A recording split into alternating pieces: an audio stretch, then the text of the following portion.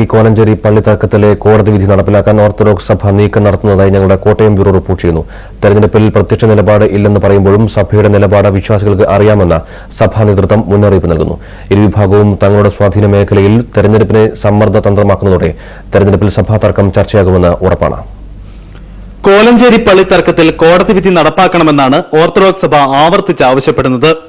മന്ത്രിസഭാ ഉപസമിതി രൂപീകരിച്ച് ഇരുവിഭാഗവുമായി പലവട്ടം ചർച്ച നടത്തിയെങ്കിലും മഞ്ഞുരുകിയില്ല. മുഖ്യമന്ത്രിയുടെയും മന്ത്രിമാരുടെയും മുന്നിൽ ഉപരോധവുമായി പ്രത്യക്ഷ സമരം നടത്തിയെങ്കിലും തീരുമാനമില്ല. ഈ സാഹചര്യത്തിലാണ് പിറവം ഉപതെരഞ്ഞെടുപ്പിനെ സമ്മർദ്ദ തന്ത്രമാക്കാൻ ഓർത്തഡോക്സ് സഭ ഒരുങ്ങുന്നത്.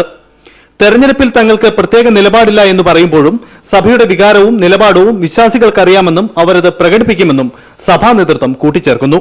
സഭയിലെ ജനങ്ങൾക്ക് അറിയാം സഭയുടെ മനസ്സും സഭയുടെ അന്തരീക്ഷവും, അതിനനുസരിച്ച് അവര് പ്രതികരിച്ചുകൊള്ളും.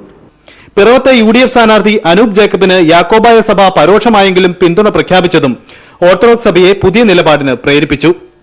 പിറവം തെരഞ്ഞെടുപ്പ് UDF സർക്കാരിന്റെ നിലനിൽപ്പിന് പോലും നിർണായകമാകുന്ന സാഹചര്യവും ഓർത്തഡോക്സ് സഭ തിരിച്ചറിയുന്നു. തെരഞ്ഞെടുപ്പിൽ UDFനെ പിന്തുണച്ചുകൊണ്ടുള്ള യാക്കോബായ സഭയുടെ നീക്കം തങ്ങൾക്ക് പ്രതികൂലമാകുമെന്നും ഓർത്തഡോക്സ് സഭ കണക്കുകൂട്ടുന്നു. ഈ സാഹചര്യത്തിലാണ് കോടതി വിധി നടപ്പാക്കുന്നതിനായി ജനാധിപത്യ സമരം ശക്തമാക്കുമെന്ന് സഭാ ആസ്ഥാനത്ത് വാർത്താസമ്മേളനം വിളിച്ച് നേതൃത്വം വ്യക്തമാക്കുന്നത്. ഇരുസഭകൾക്കും നിർണായക സ്വാധീനമാണ് പിറവം മണ്ഡലത്തിലുള്ളത്.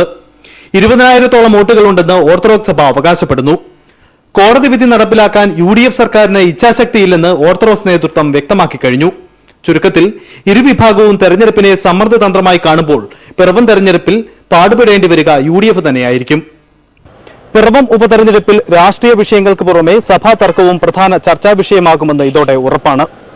പ്രദേശത്ത് നിർണായക സ്വാധീനമുള്ള ഇരുസഭകളും തെരഞ്ഞെടുപ്പിനെ സമ്മർദ്ദതന്ത്രമായി മാറ്റുന്നത് ഏറ്റവും പ്രതിസന്ധിയിലാക്കുക UDFനെ ആയിരിക്കും. കോട്ടയത്ത് നിന്നും TG സജിത്, ഇന്ത്യ വിഷൻ.